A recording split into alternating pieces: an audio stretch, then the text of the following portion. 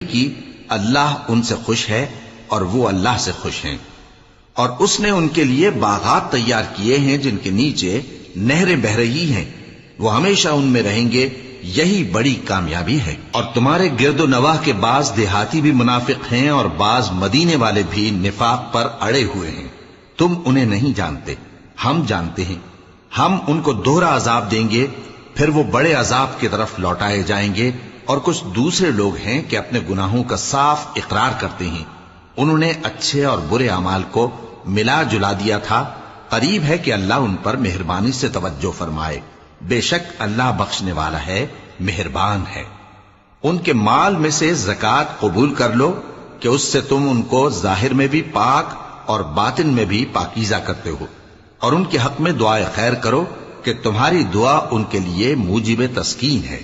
اور اللہ سننے والا ہے، جان